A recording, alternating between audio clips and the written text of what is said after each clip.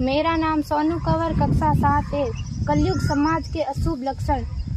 कुटुंब कम हुआ, संबंध कम हुआ, प्रेम कम हुआ, मर्यादा कम हुई, लाज लज्जा कम हुई, विनम्रता कम हुई, समर्पण कम हुए, पुस्तक वाचन कम हुआ, खान पान की शुद्धता कम हुई, बाल कम हुए, कपड़े कम हुए, नींद कम हुई, घी मक्खन कम हुआ, पीतल तांबे के बर्तन कम हुए, भाई भाई का प्रेम कम हुआ, सत्य कम हुआ, अतिथि कम हुए, धैर्य कम हुआ, श्रद्धा और विश्वास कम हुआ, बड़ों का सम्मान कम हुआ और भी बहुत कुछ कम हुआ, जिससे जीवन सहज था, सरल था। संतान को दोष न दे। बालक या बालिका को इंग्लिश मीडियम में पढ़ाया, अंग्रेजी बोलना सिखाया, बर्थडे और मैरिज एनिवर्सरी जैसे जीवन के शुभ प्रसंगों को अंग्रेजी कल्चर्स के अनुसार जीना ही श्रेष्ठ माना।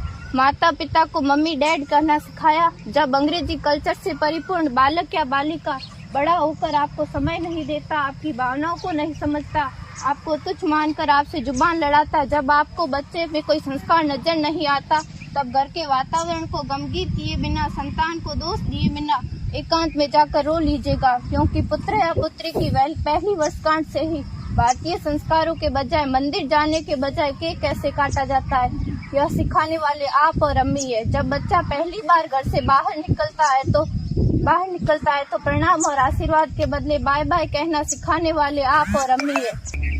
हम परीक्षा देने जाते समय इष्ट देव बड़ों के पैर छूने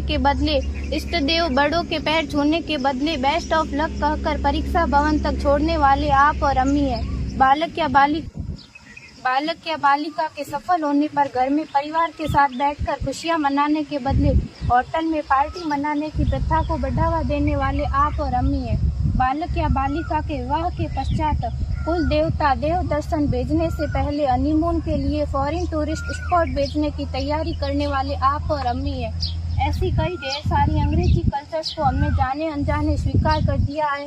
अब तो बड़े बुजुर्गों के पैर छूने में भी शर्म आती है। गलती किसकी? मात्र आपके माता और पिता की।